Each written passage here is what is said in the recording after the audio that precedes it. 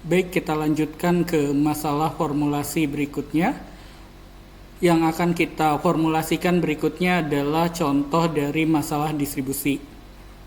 Oke, jadi di sini misalkan PT Inka Industri Kereta Api itu memproduksi berbagai jenis kereta termasuk LRT.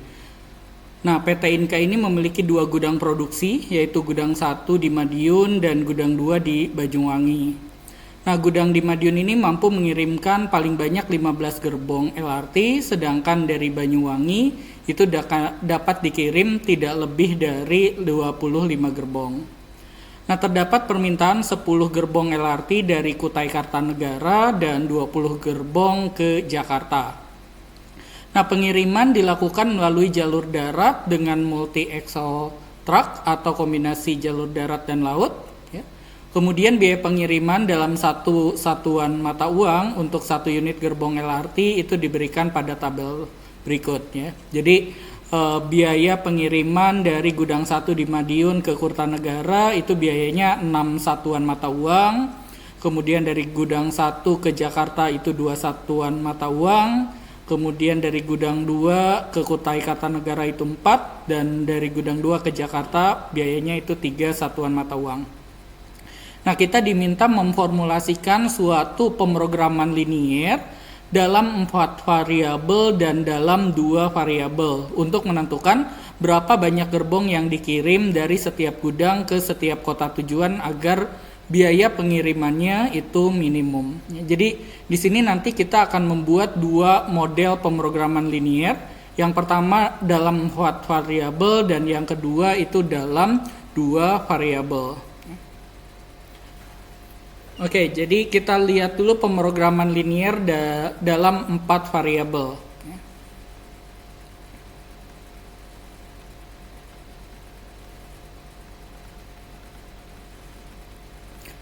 Oke, kira-kira 4 variabel ini apa saja ya?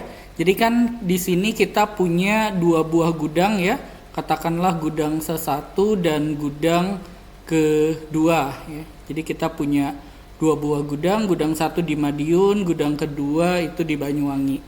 Kemudian kita punya 2 kota tujuan ya, Kutai Kartanegara ya, kemudian kota tujuan yang kedua adalah kota Jakarta. Oke, kita bisa memisalkan X1-nya itu jadi di sini kan kita ingin menentukan banyaknya barang yang berapa banyak gerbong yang dikirim dari setiap gudang ke kota tujuan ya. Jadi karena ada 2 gudang, kemudian ada 2 kota tujuan ya. Di sini kita bisa membuat 4 buah variabel keputusan ya. Banyaknya gerbong yang dikirim dari gudang 1 ke Kutai Kartanegara ya. Katakanlah ini X1, kemudian dari gudang 1 ke Jakarta katakanlah X2 ya. Oke, kita gunakan warna yang lain. Oke, mungkin yang hijau. Dari gudang 2 ke Kutai Kartanegara katakanlah kita misalkan X3, dan dari gudang 2 ke Jakarta kita lambangkan dengan X4 ya. Jadi di sini kita punya 4 buah variabel keputusan ya.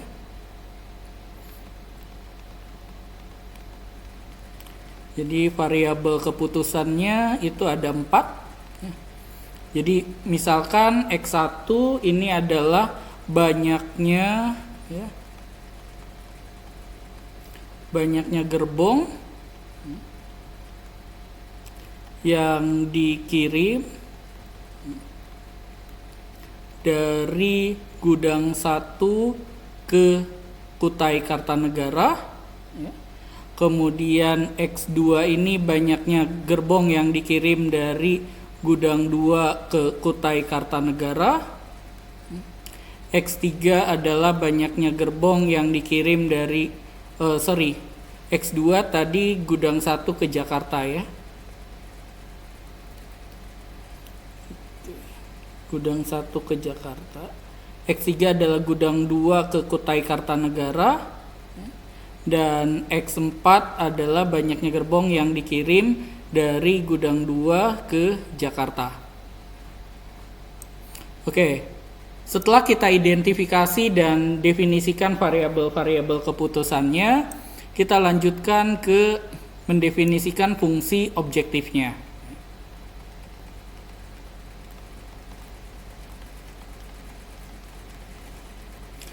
Oke, di sini apa yang ingin kita optimumkan? Yang ingin kita optimumkan adalah biaya pengirimannya, ya. Jadi biaya pengirimannya itu ingin kita minimumkan, ya. Jadi kita minimumkan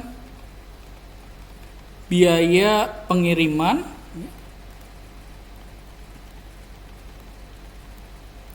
Oke, katakanlah biaya pengiriman kita simbolkan dengan huruf C, ya. Jadi C ini dari cost, ya, biaya pengiriman. Nah, biaya pengirimannya berapa, ya? Total biaya pengirimannya, pertama dari gudang 1 ke Kutai Kartanegara, biaya pengiriman 1 gerbongnya itu sebesar 6, ya, 6 satuan mata uang, karena yang dikirim ada sebanyak X1 gerbong, ya, berarti tinggal dikalikan saja 6 dikalikan X1, ya. Jadi ini adalah biaya pengiriman mengirim X1 gerbong dari gudang 1 ke Kutai Kartanegara. Kemudian biaya pengiriman dari gudang 1 ke Jakarta itu adalah 2 kali X2. Kemudian kita jumlahkan lagi di biaya pengiriman dari gudang kedua 4 dikalikan X3, ya. Gudang kedua ke Kutai Kartanegara jadi 4X3 ditambah dengan yang terakhir biaya pengiriman dari gudang 2 ke Jakarta, ya, 3 dikalikan X4. Oke, jadi ini adalah biaya pengirimannya, ya. Oke, kemudian setelah kita definisikan fungsi objektifnya, langkah berikutnya adalah mengidentifikasi kendala-kendalanya dan kita notasikan dalam bentuk matematik. Kendalanya ada kendala apa saja, ya? Pertama di sini ada kendala kapasitas gudang. Kendala kapasitas gudang ini yang pertama.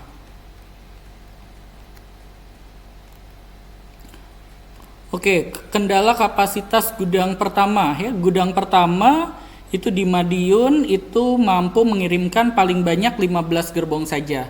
Nah, yang dikirimkan dari Madiun itu adalah X1 sama X2, sehingga total dari X1 sama X2 itu paling banyak 15, ya. Jadi total X1 tambah X2 paling banyak itu berarti kurang dari sama dengan, ya. Jadi kurang sama dengan 15.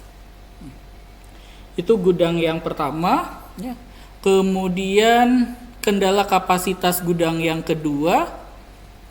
Gudang kedua di Banyuwangi itu dapat mengirim tidak lebih dari 25. Nah, yang dikirim dari gudang kedua itu adalah X3 dan X4, sehingga total dari X3 dan X4 itu tidak boleh lebih dari 25, artinya kurang dari atau sama dengan 25. Kalau kita lihat di sini total supply-nya itu ada 40, ya, 40 gerbong. Kemudian selanjutnya itu ada kendala permintaan.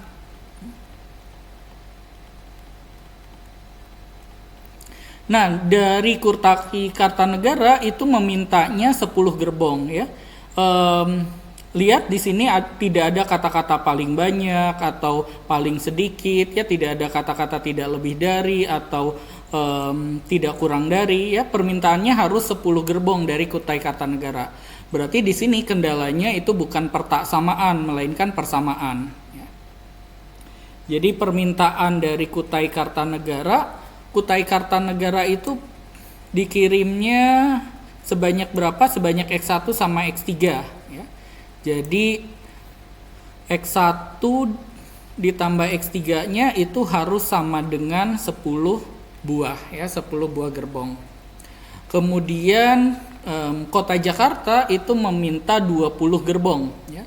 Nah, gerbong yang dikirim ke Kota Jakarta itu ada berapa, ya? Ada X2 dari gudang 1 dan X4 dari gudang kedua, ya. Jadi X2 ditambah X4-nya itu harus sama dengan 20 gerbong. Terakhir, kendala ketak negatifan.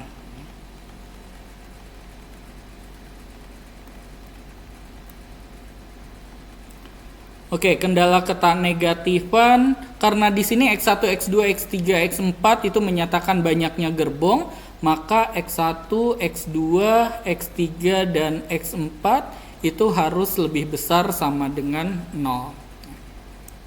Oke, jadi setelah itu kita rangkum pemrograman liniernya ya. Pemrograman liniernya adalah masalah minimisasi ya. Jadi fungsi objektifnya adalah ingin meminimumkan ya biaya tadi C-nya itu 6X1 ditambah 2X2 ditambah 4X3 ditambah 3X4 ya. Kemudian kendala-kendalanya ya. Pertama tadi dari X1 ditambah X2 itu harus kurang sama dengan 15. Kemudian kendala yang kedua X3 tambah X4 harus kurang sama dengan 25. Kendala yang ketiga X1 tambah X3-nya harus sama dengan 10. Dan kendala keempatnya X2 tambah X4 harus sama dengan 20. Ya.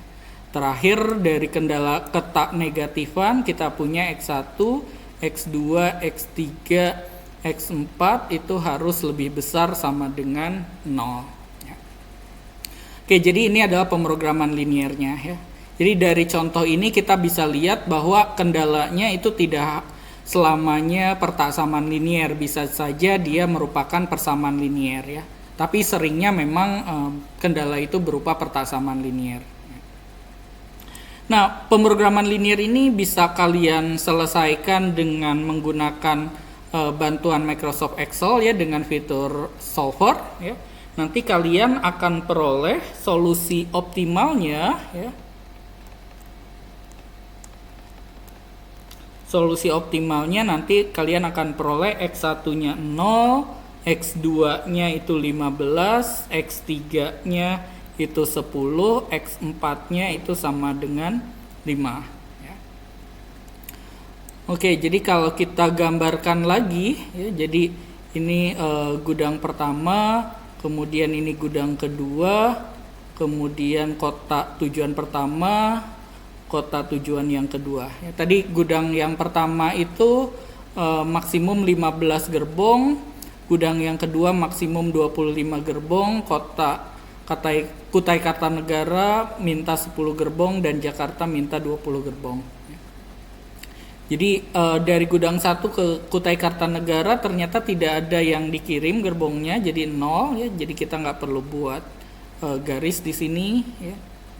Kemudian dari gerbong pertama ternyata semuanya itu ke Jakarta sebanyak 15 ya. Kemudian dari gudang kedua ke Kutai Kartanegara itu sebanyak 10. Jadi Kutai Kartanegara semuanya dari gudang kedua gerbongnya ya. Kemudian dari gudang kedua ke Jakarta itu sebanyak 5.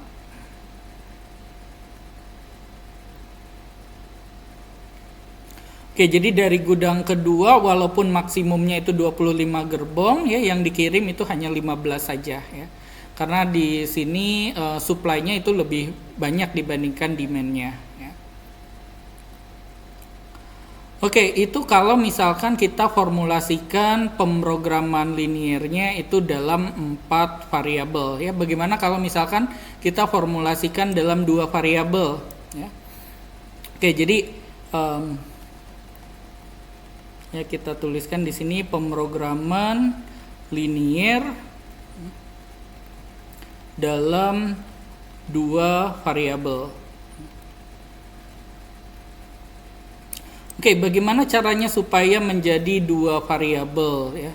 Oke, kita perhatikan lagi gambarnya ya. Kita punya gudang 1, kemudian kita punya gudang kedua, kita punya kota 1, kota yang kedua. Oke, perhatikan bahwa Kota Kutai Kartanegara itu meminta 10 gerbong ya. Sehingga kalau misalkan dari gerbong ke-1 ke Kutai Kartanegara itu dikirimnya sebanyak X, maka dari gudang kedua ke Kutai Kartanegara itu sebetulnya tinggal 10 min X saja. Ya, kita tidak perlu menggunakan variabel yang berbeda ya. Karena Kutai Kartanegara mintanya sebanyak 10, jadi kalau dikirim sebanyak X dari gudang ke-1, ya berarti dari gudang kedua tinggal 10 min X saja ya. Kemudian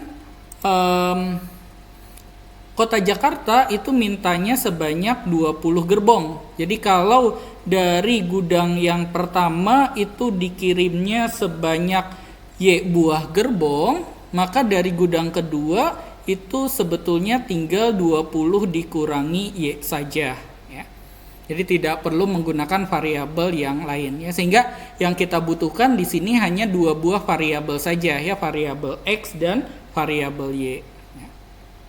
Oke, sehingga variabel keputusannya itu hanya 2 buah saja ya. Oke, jadi di sini variabel keputusannya ya, itu hanya 2 buah saja. Yang pertama X ya. X ini adalah banyaknya gerbong yang dikirim dari gudang pertama ya, ke Kutai Kartanegara. Ya. Oke, sehingga banyaknya gerbong yang dikirim dari gudang pertama ke gudang kedua ke Kutai Kartanegara itu tinggal 10 min X saja. Ya.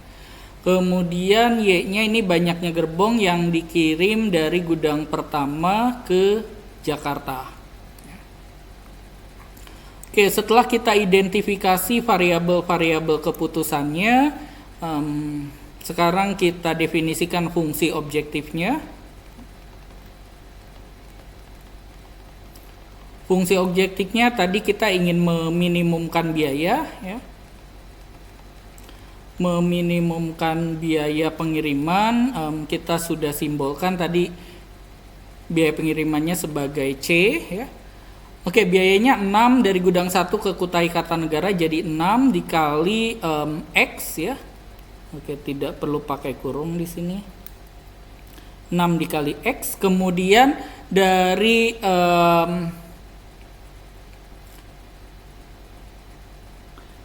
gudang 1 ke Jakarta itu biayanya 2 ya, jadi 2Y ya. Ditambah dengan dari gudang 2 ke Kutai Kartanegara biayanya 4 ya, banyaknya barang yang dikirim adalah 10 dikurangi X ya. Ditambah dengan dari gudang 2 ke Jakarta biayanya 3, kemudian banyaknya barang yang dikirimnya adalah 20 dikurangi Y ya. Oke, sehingga kalau ini kita sederhanakan ya, C-nya itu akan jadi 6X tambah min 4X itu jadi 2X ya. 2Y dikurang 3Y itu minus Y ya. Kemudian 40 ditambah 60 itu 100. Jadi ini adalah C-nya. Kemudian terakhir kendala-kendalanya.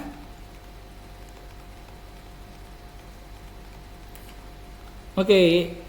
Di sini kendala permintaan jadi tidak ada ya, karena kendala permintaan itu sudah kita akomodasi di sini ya, dari 10 min X sama 20 min Y tadi. Jadi tinggal kendala yang pertamanya adalah kendala kapasitas gudang.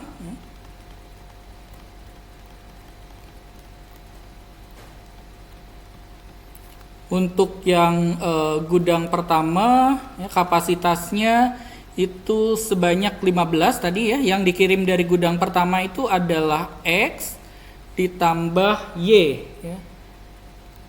Jadi ini yang dikirim dari gudang pertama X tambah Y itu harus tidak lebih dari 15 ya. Kemudian yang dikirim dari gudang kedua itu ada sebanyak 10 min X ya, ditambah dengan 20 min Y. Itu harus kurang sama dengan 25. Oke, yang ini bisa kita sederhanakan menjadi 10 ditambah 20, 25-nya pindah ya ke sini min 25, lebih kecil sama dengan X-nya pindah ke sana jadi X tambah Y ya. Atau kita punya X tambah Y lebih besar sama dengan 30 kurangi 25 itu 5. Oke, kemudian kendala ketak negatifan.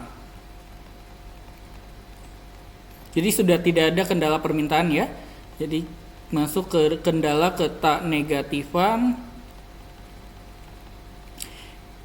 Oke, yang tidak boleh negatif itu bukan hanya X dan Y ya, melainkan yang dikirim dari gudang kedua 10 min X sama 20 min Y juga tidak boleh negatif ya. Jadi 10 min X-nya harus lebih besar sama dengan 0, 20 min Y-nya juga harus lebih besar sama dengan 0 ya. Yang 10 min X lebih besar sama dengan 0 itu bisa kita tuliskan jadi X-nya kurang dari sama dengan 10, yang ini kita bisa tuliskan Y kurang sama dengan 20. Oke, sehingga kita punya pemrograman liniernya.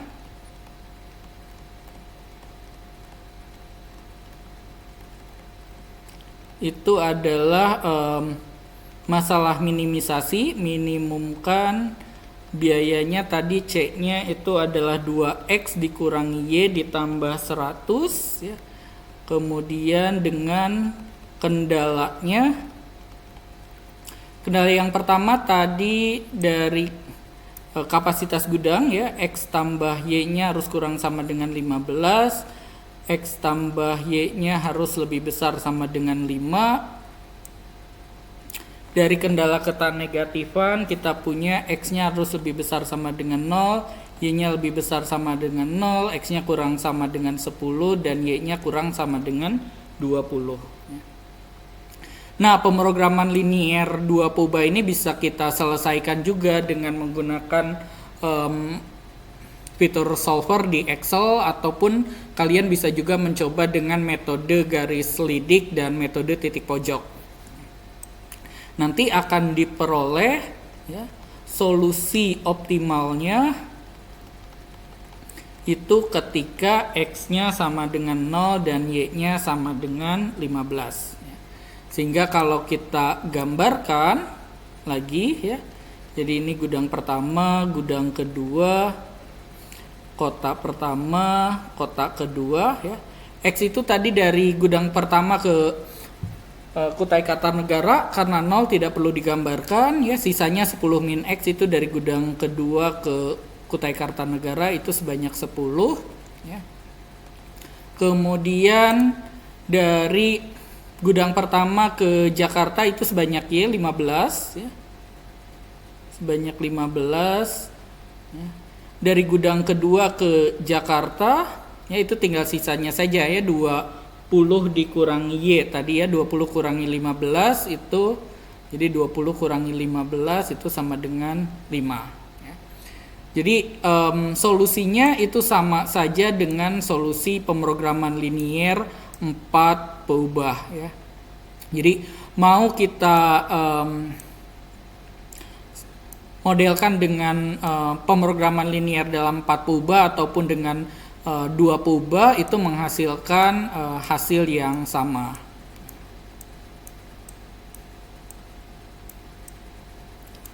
Oke, kita lanjutkan ke masalah yang berikutnya ya. Di sini kita punya masalah penjadwalan bus. Oke, jadi di sini PT Trans Bogor itu ingin mengurai masalah kemacetan dengan pengoperasian bus gratis ya. Agar tidak cepat rusak, setiap bus itu hanya beroperasi selama 8 jam berurutan per hari ya. Misalkan dari pukul 4 sampai 12 ya. Pukul 4 pagi sampai jam 12 siang, atau misalkan dari jam 8 pagi sampai jam 4 sore ya, atau dari jam 12 siang sampai jam 8 malam ya. Nah, kemudian data jumlah minimum bus yang dibutuhkan dalam setiap shift ya, yang lamanya itu 4 jam, itu ada di gambar di samping ya. Jadi dari jam 12 malam sampai jam 4 pagi itu dibutuhkan minimal 4 bis yang beroperasi ya. Dari jam 4 pagi sampai jam 8 pagi minimal 8 bis ya.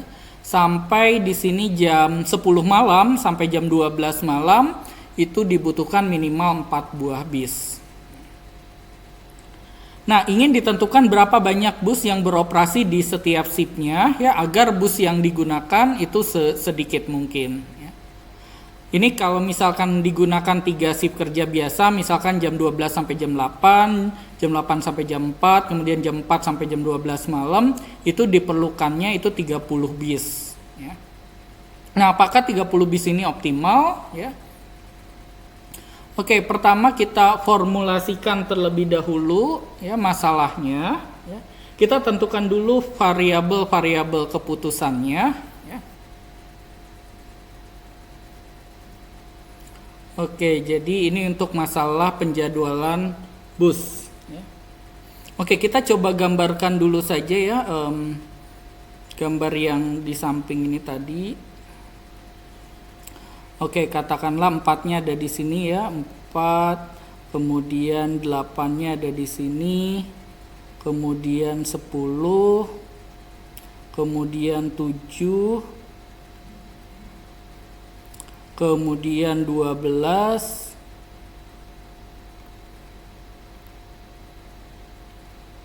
kemudian terakhir 4 lagi. Oke, ini jadi jam 0 ya, jam 12 malam ya, kemudian jam 4 pagi, jam 8 pagi, jam 12 siang, jam 4 sore, jam 8 malam, sorry ya, ini tadi jam 8 malam, bukan jam 10 ya, jam 8 malam sampai jam 12 malam. Oke, ini ada minimal 4 bis, 8, 10, 7, 12, 4.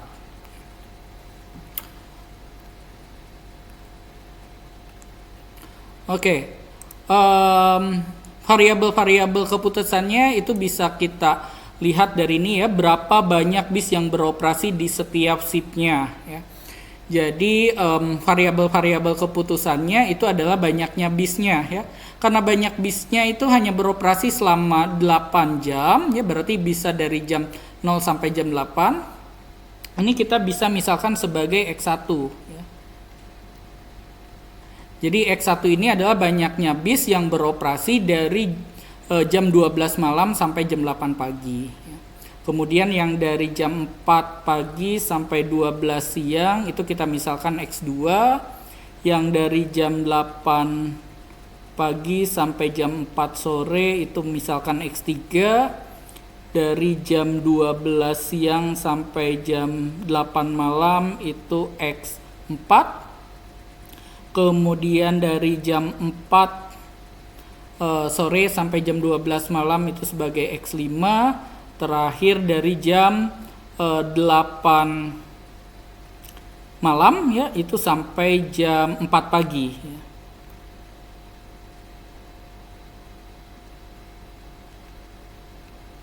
Itu adalah X6. Oke, jadi variabel-variabel keputusannya apa saja?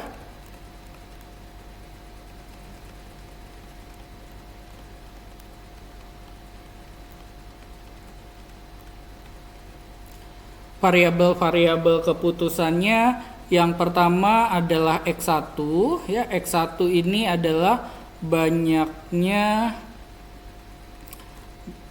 bus yang beroperasi ya, mulai pukul 00.01 ya. Oke, kemudian X2-nya sama, banyaknya bus yang beroperasi mulainya pukul 4 pagi. X3-nya yang mulai 8 pagi. X4 yang mulai pukul 12 siang. X5 yang mulai pukul 4 sore. X6 itu yang mulai pukul 8 malam.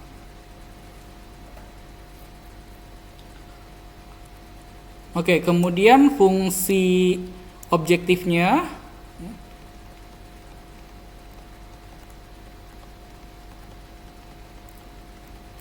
kita ingin meminimumkan ini ya, di pertanyaannya agar bus yang digunakan sesedikit mungkin ya. Jadi kita ingin meminimumkan total bis yang digunakan ya. Total bis yang digunakan itu ada sebanyak berapa? Ada sebanyak total dari penjumlahan X1 sampai X6 ya. Jadi tinggal X1 tambah X2 tambah X3 tambah X4 tambah X5 tambah X6 ya. Ini yang kita minimumkan. Kemudian kendala-kendalanya.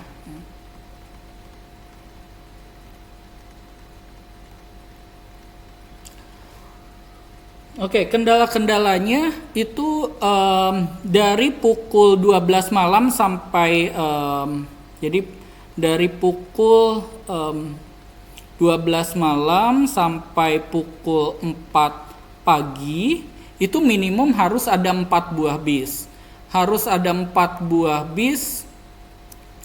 Ada berapa banyak sih bis yang beroperasi pada rentang waktu jam 12 malam sampai jam 4 pagi? Itu ada sebanyak X1 ditambah dengan X6 ya.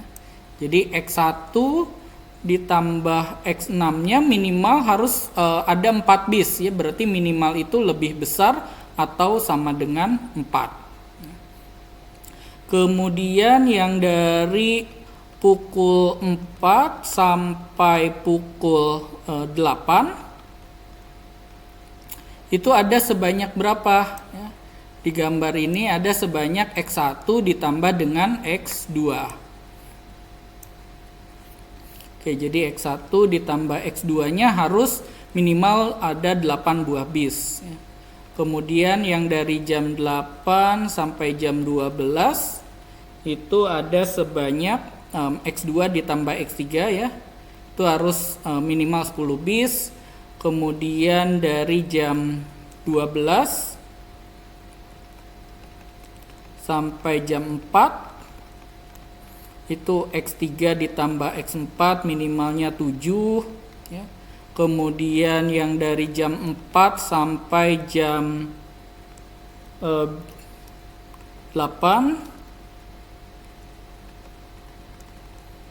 itu X4 ditambah X5 minimal harus ada 12 bis.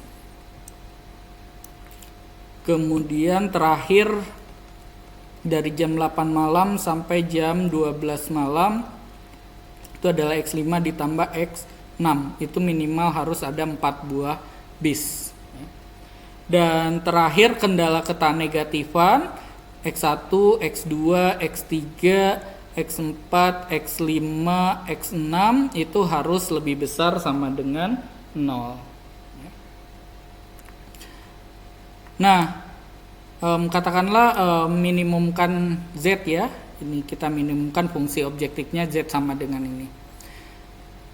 Nah, tentu karena pemrograman liniernya ini dalam 6 variabel ya, kita tidak bisa menggunakan metode grafik ataupun metode titik pojok ya, karena kita tidak bisa gambarkan ya kalau 6 variabel. Kita bisa gunakan software ya, bisa menggunakan solver. Nanti akan diperoleh ya nilai minimumnya,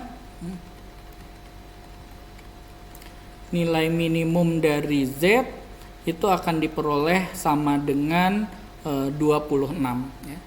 Jadi ternyata shift kerja biasa itu tidak optimal ya, karena di shift kerja biasa itu dibutuhkan 30 bis ya. Sementara kalau kita gunakan shift yang Shift kerja yang tidak biasa seperti ini itu dibutuhkannya hanya 26 bis saja. Nah, ke 26 bis ini didapat dari X1, X2-nya berapa saja ya? X1, X2, X3, X4, X5, X6 itu nilainya bisa X1-nya 4, X2-nya 10,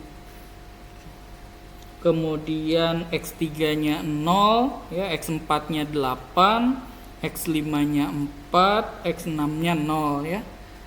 Nah, ternyata solusinya itu tidak tunggal ya, ada solusi yang lain. X1-nya 0 ya, X2-nya 10, kemudian X3-nya 0, X4-nya 12, X5-nya 0, X6-nya 4. Kemudian bisa juga X1-nya 2 ya, X2-nya 6, X3-nya 4, X4-nya 6, X5-nya 6, X6-nya 2 ya, dan lain-lain. Jadi ternyata solusinya itu tidak tunggal ya. Untuk nilai-nilai X1 sampai X6 seperti ini, nilai minimum Z-nya itu tetap 26 ya, dan tetap memenuhi kendala-kendalanya.